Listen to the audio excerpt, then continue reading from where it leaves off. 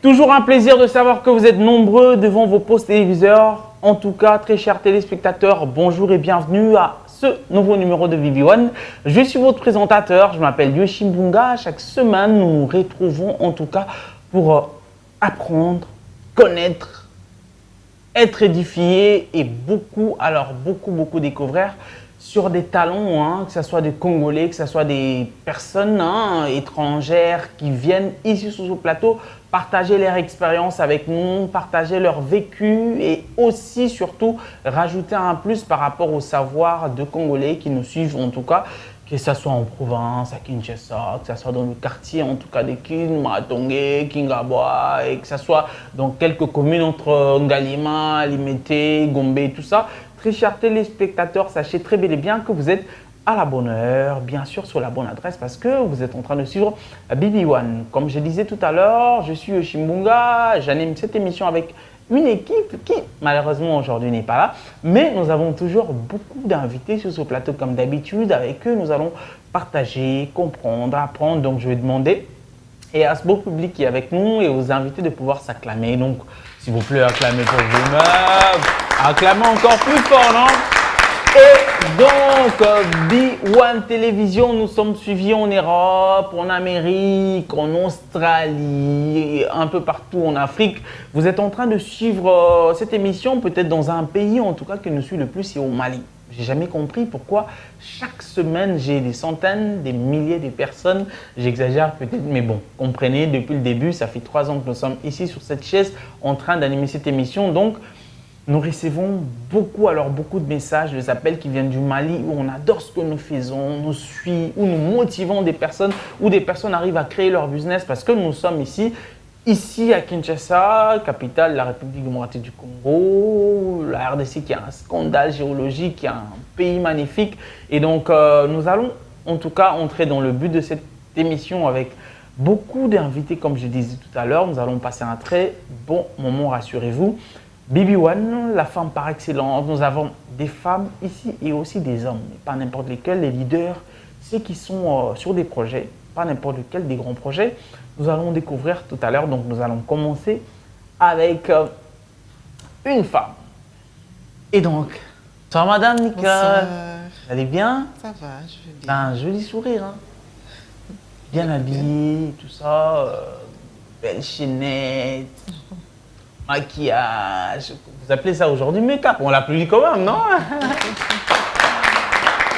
Alors, bienvenue sur BB1.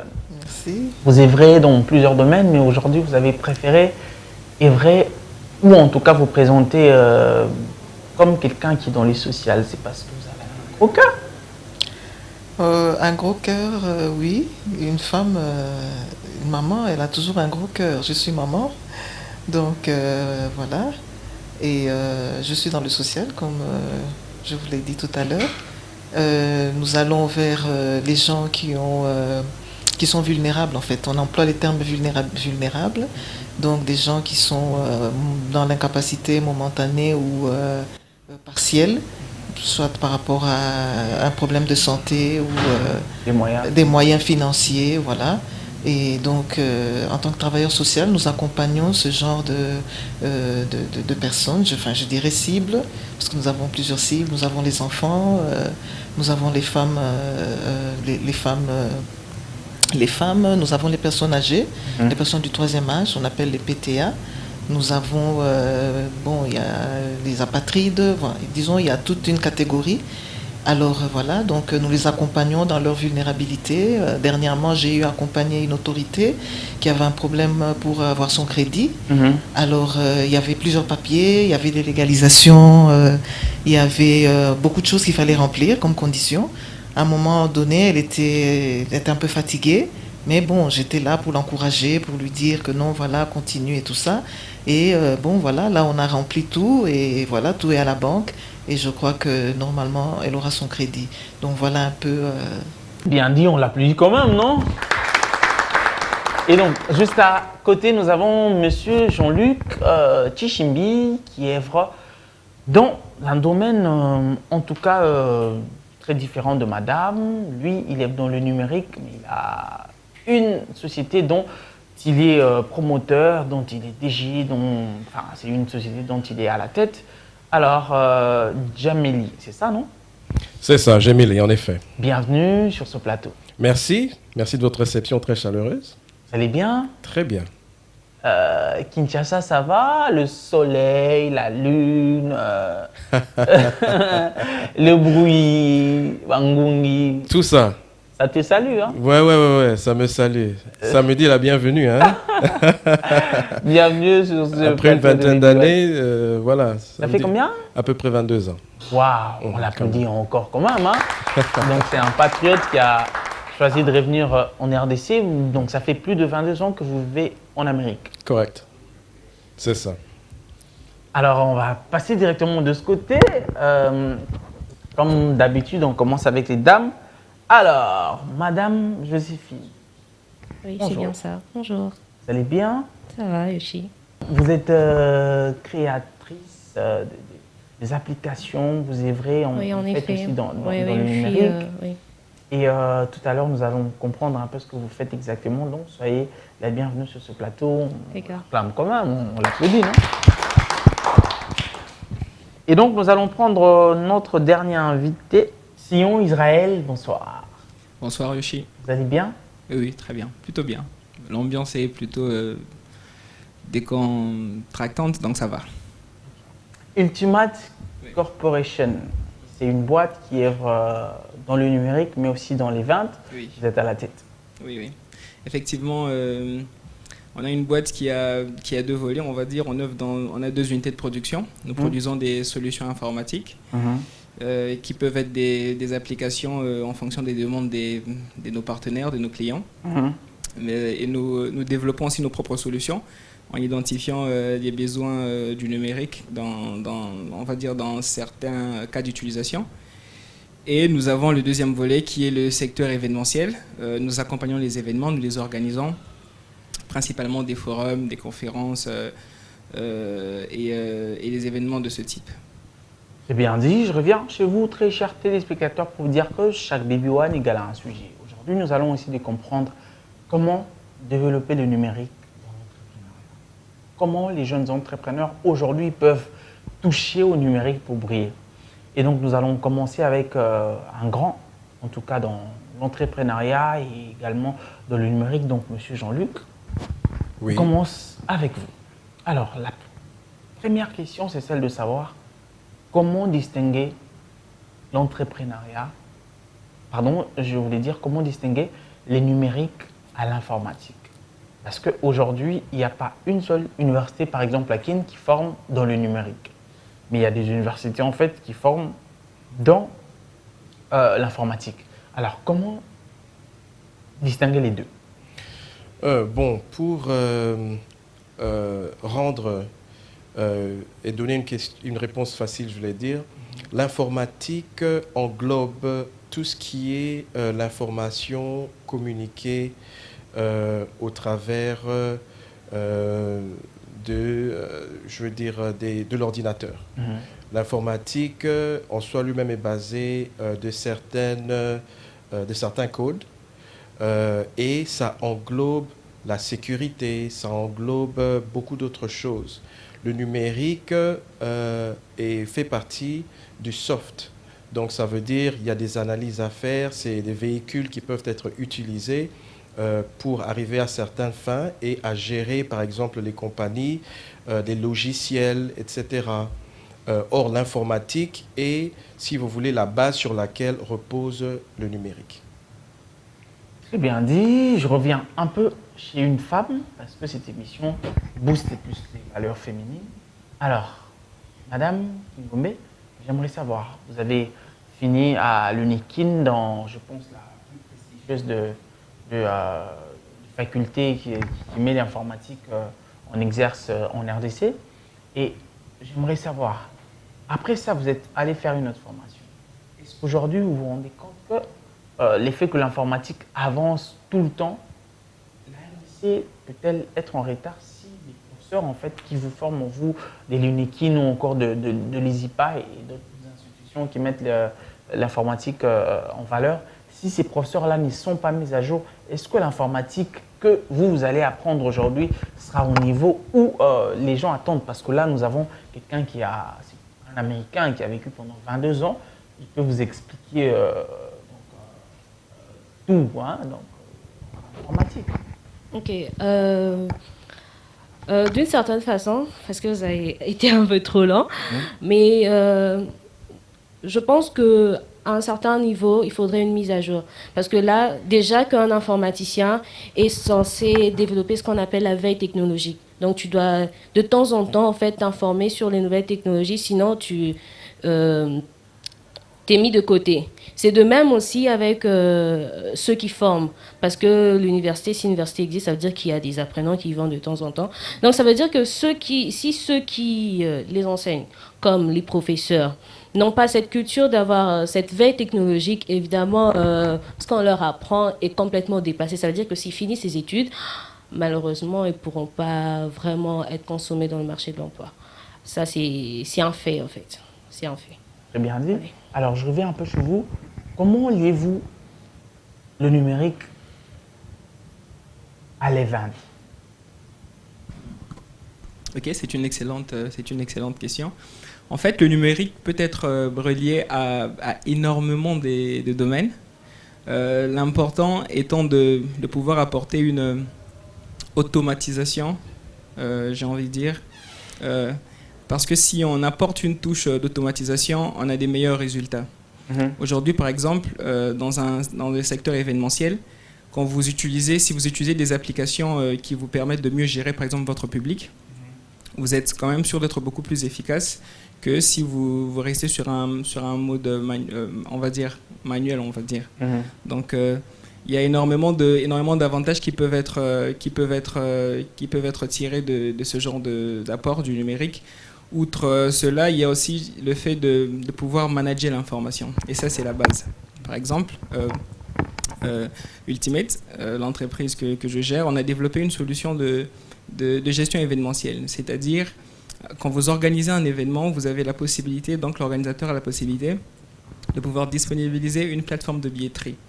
Et ça vous évite en fait de pouvoir courir dans tous les sens pour pouvoir disponibiliser vos billets. Vous donnez simplement un lien, les gens vont s'enregistrer. Vous êtes sûr d'avoir leurs coordonnées, leurs adresses mail et leur numéro de téléphone. Et ces informations peuvent vous être utiles dans le cas de faire de diffusion de mails ou de les envoyer des SMS pour les tenir au courant des changements du programme. Et ça, c'est un exemple pratique de comment le numérique peut aider l'événementiel. Très bien dit. Alors, j'aimerais savoir quelque chose de très important, c'est qu'aujourd'hui, on se rend compte que sur les 3 grands milliardaires du monde, je pense que les 3 soit sont dans le numérique, soit ont investi aussi beaucoup dans le numérique. On va parler de Jeff et des autres. On ne va pas rester sur le 3, mais bon, si on va sur 20 milliardaires, on verra qu'il y a beaucoup plus de personnes qui œuvrent dans ce domaine-là.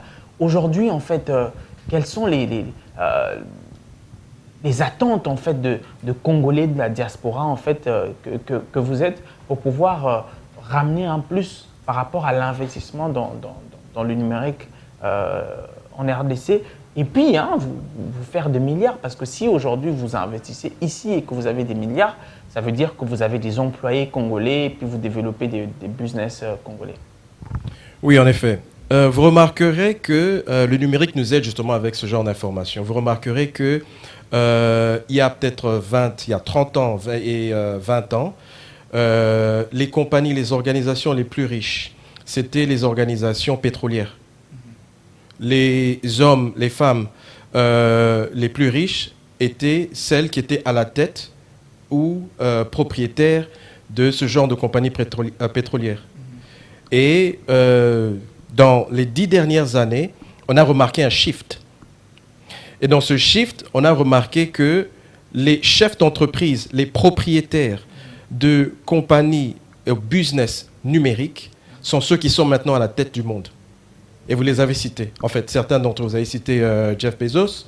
On a cité Steve Jobs. Ouais. On a parlé de Mark Zuckerberg. On a parlé, en fait, voilà, de toutes ces entités. qui aujourd'hui sont les hommes, les femmes les plus riches du monde. Exactement. Et vous remarquerez que les 10 premières têtes de ce monde, en fait, qui sont publiées par exemple sur Forbes, 8 d'entre eux sont dans le numérique. Ouais. D'accord. Alors ça nous montre déjà que avec le progrès que nous avons aujourd'hui, l'évolution qu'il y a eu dans le monde au niveau de la mondialisation, le numérique est devenu très important, a pris sa place et je pense que c'est vraiment ce dont nous avons besoin pour développer le monde de demain. Alors, qu'est-ce que ça veut dire pour le Congolais? Étant donné que le reste du monde est en train de progresser avec le numérique, d'utiliser le numérique comme étant ce véhicule qui non seulement les aide, eux, à devenir riches, bon, évidemment, mais en fait à développer leur passion, hein, leur vision et leur compagnie. Avec ça, ce que ça nous montre à nous, Congolais, c'est qu'on doit s'investir dedans. D'une manière ou d'une autre, on doit commencer à y penser. C'est vrai que de culture normale, au Congo, on n'y pense pas trop. Quand tu penses à 80-85% du Congolais, le numérique, ça lui dit rien, etc. Il a une façon de vivre qu'il a toujours vécu. Exactement. Et il aimerait rester dans ça si possible. Mais en fait, on doit aussi commencer ce shift qui, en fait, commence à nous diriger vers le numérique. Qu'est-ce que nous devons faire pour le Congo? Et là, c'est intéressant parce que eux ont pu adapter la technologie à leur environnement, d'accord? Exactement. Et nous aussi au Congo, on doit être à mesure d'adapter le numérique, la technologie au contexte congolais, d'accord? Alors, c'est intéressant de remarquer que pour les Américains, la plupart de ces gens qui sont à la tête, c'est en fait des étrangers. Steve Jobs, c'est un Syrien. D'accord, on est d'accord. On parle du propriétaire de Wix, une grande compagnie aussi que tout le monde sûrement connaît. C'est des Israélites, des Israéliens, excusez-moi. Donc on a beaucoup de ces gens qui sont à la tête de ces organisations qui ne sont pas en fait nécessairement américains, mais qui évoluent en Amérique, aux États-Unis, qui sont devenus américains. Donc ça veut dire par là qu'il y a des talents en fait qui sont au niveau mondial, au niveau global, mais qui se sont focalisés, se sont dit que l'opportunité était en Amérique. Voilà, on y va. On doit créer l'opportunité pour que le Congolais s'épanouisse dans le numérique au Congo. Il ne faut pas qu'il y ait, par exemple, mon ami, excusez-moi, votre nom, s'il vous plaît, mon ami Sion, qui se dise, moi, si je vais aller en Amérique, créer une grande compagnie et faire des milliards de dollars là-bas, tout en laissant le Congolais en arrière. Pourtant, il a le talent, il a la passion et il a le désir. D'accord? Donc, je pense que pour le Congo, on doit vraiment commencer à réfléchir numérique et on doit, en fait, commencer à trouver le numérique au niveau le plus, comment je veux dire, le plus, qui peut en fait être accessible à la plus petite personne. D'accord? Et je pense que si on commence à réfléchir comme ça, le Congo va commencer à faire ce shift-là. C'est facile qu'il y ait 10-15 personnes, 10-15% des gens de la population qui se tournent vers le numérique, qui ont la possibilité d'accéder à un téléphone, un iPad, un ordinateur, etc., qui vous donne accès au numérique. Mais et alors les 80%, et alors les 85% qui n'ont pas nécessairement ces moyens aujourd'hui? On ne peut pas les laisser en arrière. Or, la force d'un pays, l'économie d'un pays, c'est justement ces 80%. Donc, il faut trouver une formule, il faut réfléchir comment est-ce qu'on doit inclure ces 80-85% au numérique pour non seulement démarrer, mais commencer à avoir une économie forte qui ne dépende pas nécessairement seulement des secteurs miniers, qui a été le secteur premier au Congo, et deuxièmement, le secteur qu'on développe aujourd'hui, le secteur agricole. Donc la numérisation vient en fait pour être la plateforme de base pour toutes ces industries en particulier. Bien dit. Alors, je vais revenir un peu sur Madame Nicole. Vous êtes mère. Oui. Et cette émission, elle sert vraiment d'éducation et promouvoir les valeurs nobles pour un Congo meilleur, pour un avenir meilleur. Alors, aujourd'hui, je me suis rendu compte que sur les réseaux sociaux, par exemple, cette semaine, on parle vraiment de Manon. Il y a une campagne pas très bonne où on met en valeur ce qu'on appelle le sugar daddy. Donc, les papas qui sont riches, en fait, qui peuvent sortir avec les jeunes dames.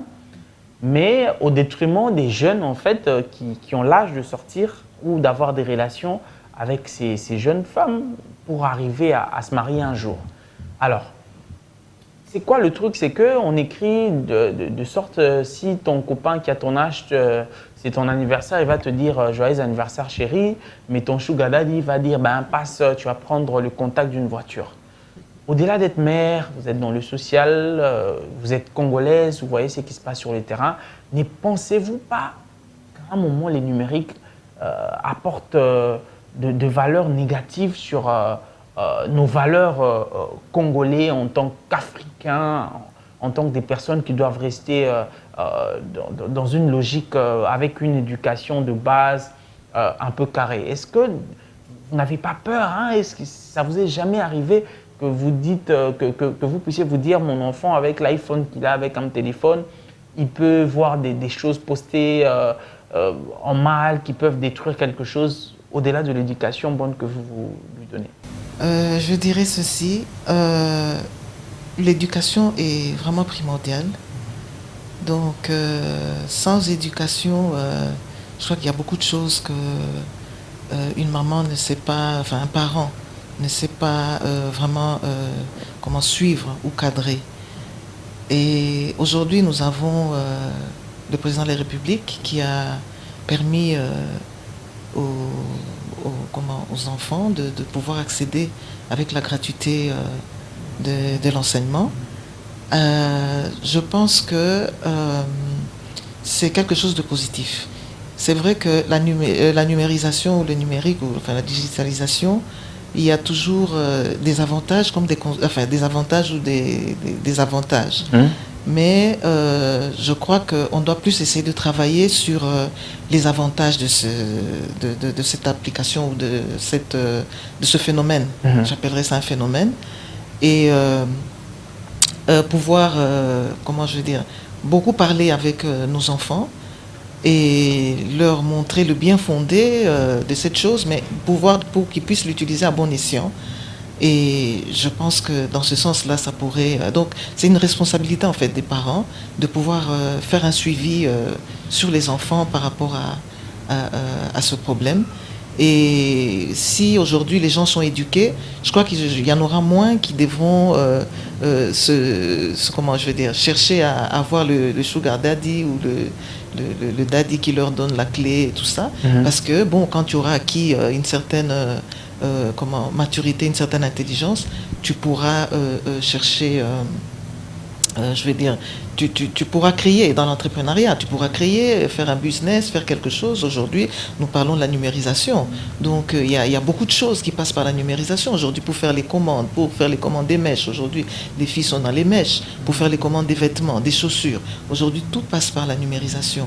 Donc, je crois que si chacun y met du sien et vraiment se connecte à ce nouveau phénomène, je crois que vraiment ça peut aider les jeunes, la jeunesse, à pouvoir se mettre en valeur, à pouvoir être valorisé, à ne pas nécessairement comment je vais dire, désorienter. Oui, voilà. Bien dit. J'aime votre voix, hein, cette douceur, alors on l'a plus dit quand même. Hein. Et donc, alors, on va essayer de comprendre pourquoi moins de femmes dans le numérique, à votre avis. Ok.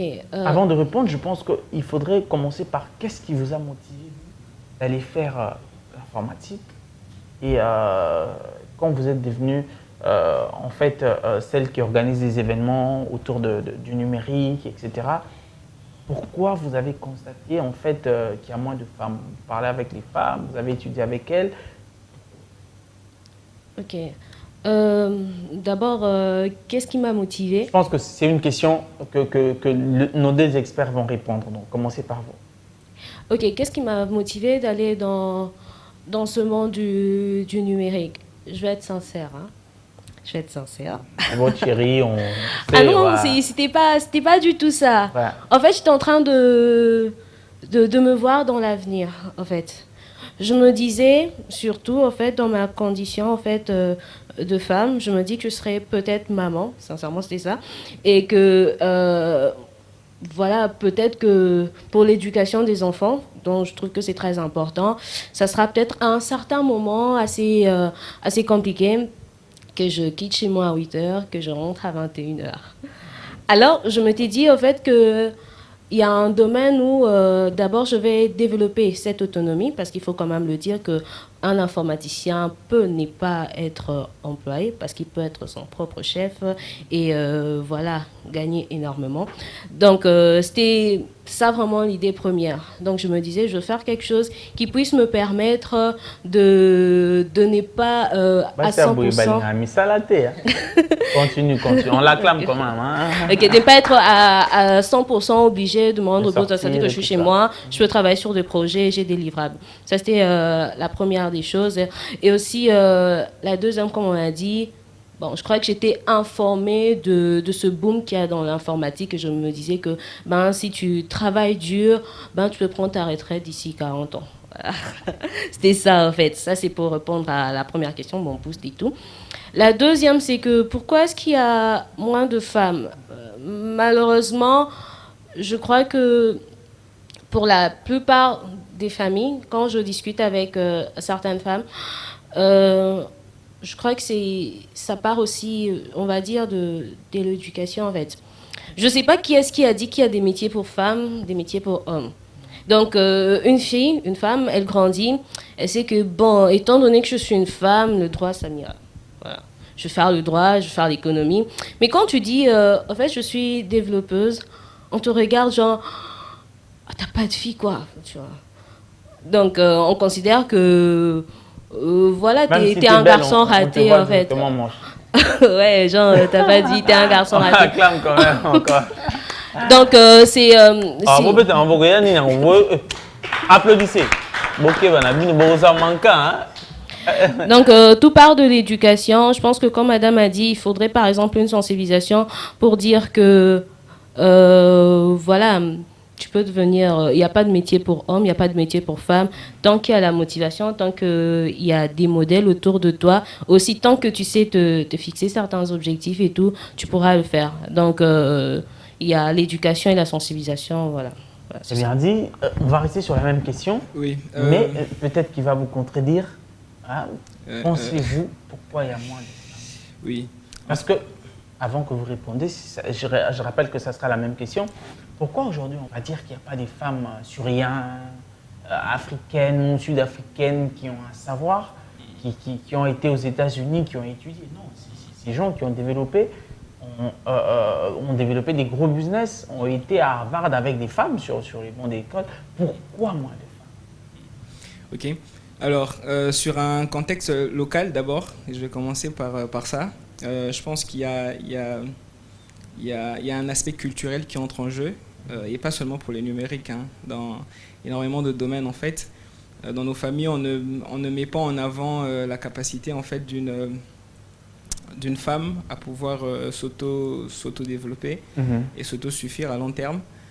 Du coup, c'est une conséquence en fait si dans notre société particulièrement, moi en étant dans le numérique, j'en parlais tout à l'heure avec Joséphine, il y a beaucoup moins de femmes dans le numérique et c'est assez spécial de pouvoir la voir elle œuvrer dans ce domaine. Mais dans un contexte mondial, on va dire, c'est une conséquence aussi, on va dire, du fait qu'aujourd'hui, la femme doit pouvoir rattraper, on va dire, un certain, je ne vais pas dire retard, on va dire, il y a une longueur d'avance, on va dire, entre la femme et l'homme. Moi, j'ai tendance à dire, en fait, une femme qui a pour objectif d'être l'égale d'un homme manque d'ambition. Mais vous allez voir, en fait, que c'est déjà beaucoup de pouvoir demander à une femme de pouvoir être l'égale d'un homme. Aujourd'hui, on court encore derrière la parité, on va dire. Alors que le contexte, l'échelle peut être placée à un autre niveau. Je ne suis pas féministe, mais je pense que la femme, si elle se concentre, elle peut faire énormément plus que l'homme. Et dans les secteurs numériques particulièrement, on pourra me compléter. Peut-être au niveau des États-Unis, pourquoi est-ce qu'il y a moins de femmes milliardaires dans le numérique? Mais je pense qu'il y en a quand même. Peut-être pas sur un même niveau de proportion que les hommes. Mais voilà, comme je dis, il y a ce retard qui doit être rattrapé. Beaucoup plus en Afrique qu'en Europe, mais il existe quand même. D'accord. Alors, on va répondre à cette question qui est vraiment capitale. Qu'est-ce qui crée ce vrai problème quant à vous? Là, on ne parle pas comme quelqu'un qui est du numérique, mais on parle comme un observateur. Donc voilà, au-delà de... Ne pensez pas à Madame Nicole, hein, que vous effrayez pas. Très intéressant. C'est une question, je pense, très intéressante et appropriée au contexte et le dialogue actuel, non seulement local ici au Congo, mais aussi au niveau international. C'est vrai que la femme accuse, je pense, de certaines injustices. Hein. Mon frère l'a dit tout à l'heure, Sion, il a dit tout à l'heure que si la femme cherche la parité, ça veut dire que quelque part, il y a peut-être un manque d'ambition. Je crois aussi, et je partage l'idée, que la femme n'a pas été créée nécessairement pour être l'égale de l'homme. Elle a été créée pour être différente. Parce que la femme apporte quelque chose que l'homme ne peut pas apporter. Ouais. Okay? Dans plusieurs secteurs, dans plusieurs domaines. Vous savez, pour rire, vous avez une femme qui peut être souriante, en colère, en train de pleurer, se sentir dépressive et puis redevenir gay, tout ça en 60 secondes. Ouais. Les hommes, ils ne peuvent pas faire ce genre de choses. Ça, à la tête, ça explose. Mais les femmes, elles ont des capacités incroyables. D'accord. Et je pense que ça déjà, ça nous montre et ça nous démontre que la femme a certaines capacités, je pense, qui peuvent de temps à autre excéder celles de l'homme. C'est juste question de se découvrir. Ok. L'homme, depuis le départ, a fait certains jobs, a fait je veux dire, occupé certains rôles à l'étranger. Si je commence par là, vous avez dit sur le plateau international, si on commence par là, nous remarquerons que l'homme était celui qui faisait tout. C'est celui qui allait au travail, c'est celui qui allait à la chasse, c'est celui qui allait pour pêcher. La femme restait à la maison, s'occuper des enfants, etc. D'accord ? Donc, de manière traditionnelle, voilà la composition de la famille. Et voilà que chacun joue son rôle dans cette famille et dans cette composition. Avec le temps, ce qui s'est passé, par exemple, à l'étranger, c'est qu'il y a eu les guerres. Avec les guerres, qu'est-ce qui s'est passé? On a envoyé les hommes se battre. Et comme les hommes sont allés se battre, les femmes sont restées à la maison. Il fallait sortir des maisons pour aller commencer à travailler parce qu'il fallait bien qu'il y ait quelqu'un qui pourvoie pour le manger, pour le quotidien. Les femmes ont commencé à prendre ce rôle en l'absence des hommes. Et c'est comme ça que les femmes ont commencé à travailler, elles ont commencé à rentrer dans les bureaux, etc. Mais en entrant là, il y avait toujours, comme je disais, en fait, j'appelle ça injustice, mais c'était comme l'homme, étant donné qu'il avait cette avance, occupait des positions de chef, des positions de directeur, de superviseur, de manager, pendant que la femme occupait des positions administratives du genre secrétaire, etc. Donc support, vous voyez. Mais cela aussi était dû au fait que la femme, c'est une bonne gestionnaire.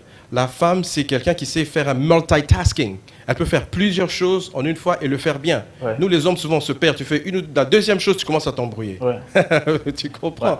Alors, je me dis qu'il y a eu ça.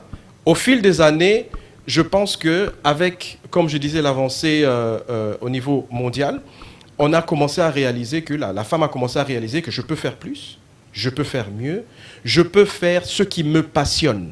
Je peux faire ce que l'homme fait et je peux faire plus ou je peux faire quelque chose de différent. Et je pense qu'au niveau numérique, c'est quelque chose au niveau informatique, c'est quelque chose qui a en général été dominé par les hommes. Du commencement, quand on parle informatique, on parle de quelqu'un assis derrière un ordinateur pendant plusieurs heures, en train de travailler, en train d'écrire, de faire ce qu'on appelle coding, faire des codes et tout ça. Ça peut vous prendre 15, 16, 17, 18 heures de travail.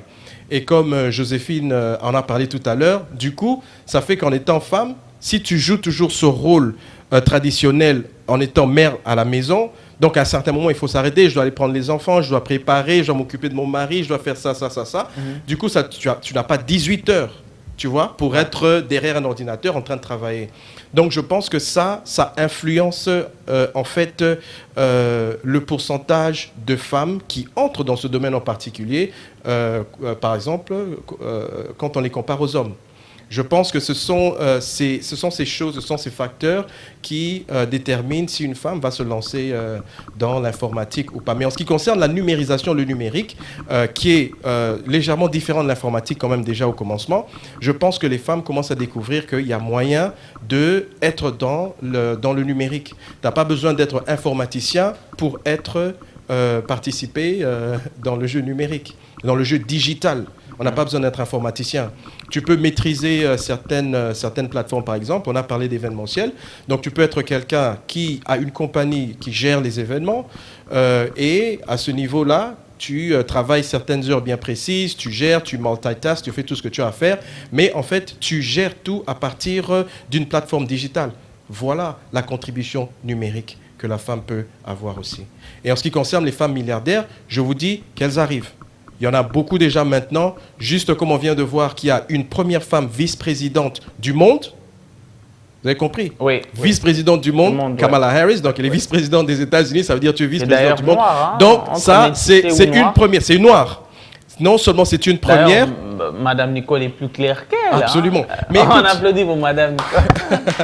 Mais écoute, Yoshi, est-ce que tu réalises que si quelque chose arrive à notre Monsieur Président Joe Biden aux États-Unis, s'il tombe malade gravement et qu'il est incapable d'assumer ses fonctions, s'il meurt, qui dirige. C'est Madame Kamala Harris qui devient la première dame du monde. Ouais.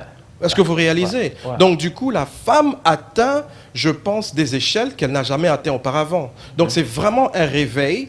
Et pour ces femmes qui sont dynamiques, qui sont courageuses, qui ont des ambitions, qui veulent travailler, on dit que le ciel est la limite, mais je ne pense plus que le ciel est la limite. Je pense qu'elles peuvent aller dans l'espace.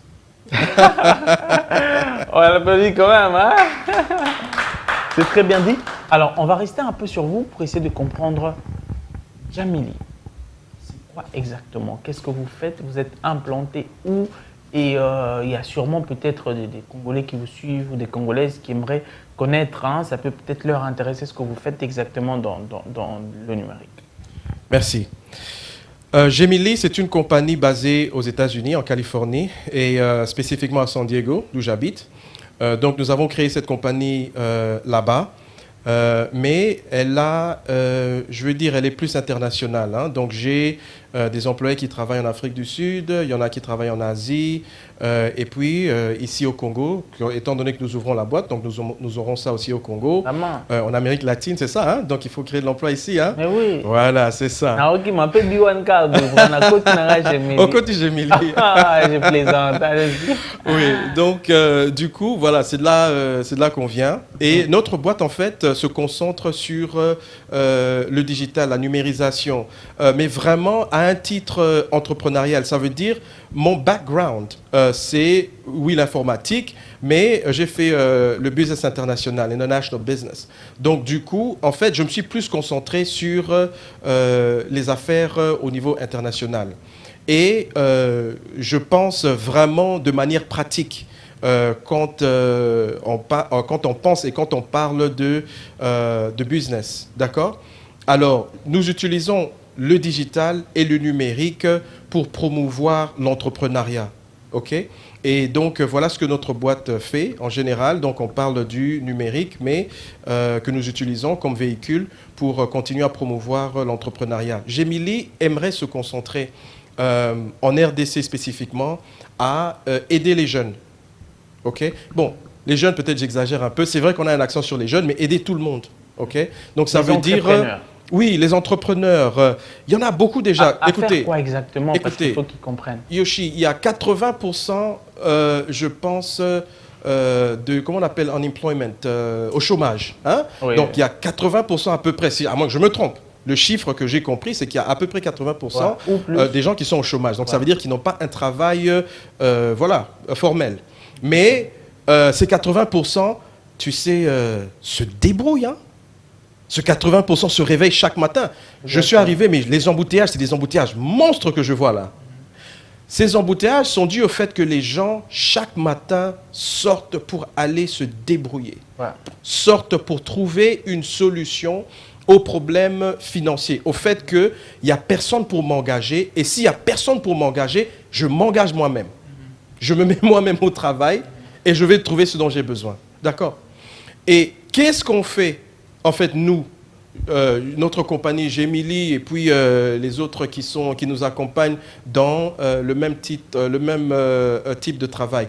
On aimerait aider ces 80% qui se débrouillent tous les jours à accéder à d'autres niveaux, à relever le défi. On aimerait qu'ils croissent, on aimerait qu'ils évoluent, on aimerait qu'ils soient épanouis. Donc ça veut dire pour moi, quand je parle aux mamans du marché, quand je parle à la jeune dame qui a peut-être ouvert son alimentation, sa boucherie ou bien son petit établissement où elle vend des vêtements, etc. Vous avez commencé à tel niveau. Comment est-ce qu'on peut t'aider à gérer ta compagnie? Comment est-ce qu'on peut t'aider à gérer ton business? Comment est-ce qu'on peut t'aider à gérer cette passion que tu as, et que tu vives une augmentation, une croissance? Si tu étais, par exemple, j'ai un exemple, si l'année dernière, tu as fait $10 000, cette année, tu dois en faire 15. L'année d'après, tu dois en faire 25, etc.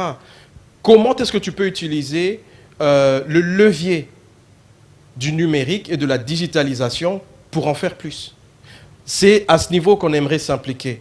Les grandes boîtes et les grandes compagnies aujourd'hui, tu prends la BC, les banques, tu prends normalement ce qui doit être la Régie des eaux, j'espère, la SNEL et plusieurs autres boîtes. En général, normalement, elles utilisent des applications. Elles utilisent des logiciels pour gérer ce qu'ils ont comme atout, gérer les clients, faire la comptabilité, etc. N'est-ce pas? Alors, étant donné qu'ils ont remarqué qu'il y a ce besoin pour gérer la compagnie et continuer à croître et à évoluer, le petit business en a autant besoin. Il reste petit parce qu'il n'utilise pas les atouts et le levier important et crucial pour sa croissance. Très bien dit. Malheureusement, le temps nous fait défaut, donc on est en train de chuter déjà avec cette émission. On va commencer avec madame.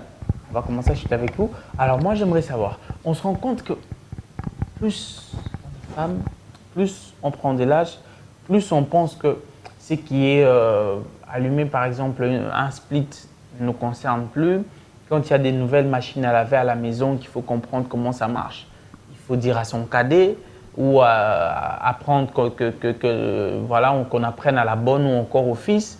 Est-ce que vous avez un message, en fait, en tant qu'une femme intellectuelle, à communiquer à ces femmes-là qui ne veulent pas s'investir sur le numérique, qui ne veulent pas comprendre que c'est important de connaître son téléphone, de cacher les trucs qui sont dans son téléphone, de connaître l'ordinateur, de savoir comment l'allumer? Oui, en fait, merci. Pour cela, je dirais que aujourd'hui, qu'on le veuille ou pas, on est obligé d'emboîter le pas. C'est vrai qu'ailleurs, nous avons des femmes qui ont 70 ans, même 80, qui vont encore sur le banc de l'école, qui sont à l'université, qui font des doctorats, qui font des masters. Donc, je ne pense pas qu'il y ait une limite pour dire que voilà, je prends de l'âge, donc je ne veux pas me conformer à cette numérisation. Donc, le message que je passerai aux dames, c'est vraiment de se réveiller, de ne pas se laisser aller, de se dire que si elles n'emboîtent pas le pas, elles vont être à l'écart. Elles ne pourront pas suivre ce qui se passe dans le monde. Et là, si elles sont à l'écart, donc c'est elles qui vont perdre. Donc, je crois qu'elles ont tout intérêt vraiment à pouvoir s'impliquer, à pouvoir s'impliquer dans cette numérisation. Et cela, comme on l'a dit, par rapport pour les enfants, pour l'éducation des enfants, pour beaucoup d'applications aujourd'hui, je veux dire, beaucoup de choses aujourd'hui sont sous forme d'applications. Donc, pour accéder, même, par exemple, pour faire ses achats, on fait ses achats en ligne aujourd'hui, pour, comment je veux dire, des réservations, des réservations, voilà. Donc, oui, pour vendre. Ouais, Donc voilà. exactement, surtout Donc ça aussi. vraiment, si on n'est pas à la pointe, je crois qu'on est à l'écart. Dernièrement, j'ai vu une émission, je crois que c'est sur Réussite. Il y avait une dame qui a aujourd'hui, je crois, 94 ans, si je me souviens bien, et qui... c'est vrai que c'est sa fille qui a fait la relève, c'est dans le domaine d'épargne, mais tu sens que la dame, elle ne lâche pas. Elle est derrière, elle suit, quand bien même, bon, c'est vrai qu'il y a des petites choses qui peuvent t'échapper, mais tu sens qu'il y a un suivi, malgré du haut de son, malgré l'âge qu'elle a, oui. Donc je crois que ce sont des exemples on doit se servir, dont on doit prendre pour ne pas se dire que voilà, moi je m'arrête là, je n'apprends plus. Donc voilà un peu ce que je peux dire. Très bien dit. Alors, comme je disais, on est en train de chuter, on vient chez vous. Avez-vous quelques mots? Donc, vous avez cette caméra pour pouvoir faire comme madame, passer un message positif. Ok. Moi, je dirais aux jeunes femmes, surtout celles qui veulent voilà, aller à l'université, moi, j'ai juste une phrase à leur dire, mesdames, ayez de l'audace. C'est très important. Parce que si vous voyez bien ce qui se passe dans la toile, il y a des articles qui publient, on dit qu'il y a par exemple des métiers qui vont disparaître d'ici 2025 et qui seront évidemment remplacés par les métiers ayant accès dans le numérique. Alors c'est pour juste dire que le monde évolue, évidemment. Le monde évolue et il y a certains métiers où on avait peut-être besoin d'une personne, mais voilà, malheureusement, c'est remplacé par une intelligence artificielle. Et robot, etc. Ouais, ça dépend et tout. Et que il y a, voilà, et de plus en plus, en fait, de métiers demandent, en fait, une certaine connaissance en informatique ou dans le monde du numérique. Alors, c'est, comme on dit, c'est une souche où il y a, la demande, elle est tellement grande et plus on avance en temps, plus voilà, on en demande un peu trop. Alors, rester dans ce côté, dire que voilà, moi je pourrais pas parce que c'est un truc, c'est un métier fait pour hommes. Moi, je pense que c'est vraiment une erreur. Alors, si vraiment vous, les dames, vous êtes intéressées ou bien ça vous intéresse quand même de pouvoir être dans ce monde-là, moi je pense que ça vaut quand même de la peine d'être assez audacieuse en fait. Bien dit. Alors vous, par contre, il y a sûrement des personnes qui ont envie d'être accompagnées par vos services, qui ont envie de connaître un peu comment vous faites et tout ça. Avez-vous des coordonnées? Qu'est-ce que vous faites exactement? Rapidement, parce que nous sommes vraiment arrivés à... Oui, il faut simplement aller sur... on a un site web, www.ultimatecorporationrdc.org. On est joignable aussi sur Instagram, sur Facebook, Ultimate Corporation, simplement. Et voilà, si vous allez sur ces adresses-là, vous pourriez nous contacter. Très bien dit. Ça sera un peu la même question. Il y a des personnes qui vous ont suivi aujourd'hui qui ont besoin de votre accompagnement. Comment ils font pour entrer en contact avec vous? Est-ce qu'avez-vous un numéro? Avez-vous des pages sur les réseaux sociaux? Comment on fait pour être accompagné par vos services? Oui, bien sûr. On est sur... Engagé, oui, surtout être engagé. Oui, ça c'est bien. On aimerait, en fait, notre vision, c'est évidemment d'être implanté au Congo. Donc, engagé, donc créer de l'emploi, 1. 2, des formations. Donc, pour ceux qui veulent recevoir des formations et pour travailler dans le domaine, on se dispose aussi. Et nos coordonnées en ligne, c'est gemili.com, donc JEMILI.com. Et à partir de là, il y a toutes nos informations. Mais sinon, voilà, on est sur info@gemili.com, d'où on peut nous écrire. Ou soit alors écrire même avec mon nom, donc ça veut dire jeanluc@gemili.com. On recevra vos courriels et pour soit de l'emploi ou soit des formations ou soit juste de la communication si vous voulez que on vous aide dans vos entreprises, etc. Et on est aussi sur tous les réseaux sociaux, donc ça veut dire Facebook, Instagram, Twitter, LinkedIn surtout aussi, etc. Donc on est vraiment présent en ligne. Très bien dit, merci. Merci. Et donc, c'est comme ça que s'achève ce numéro. Très chers téléspectateurs, vous avez été nombreux à nous suivre.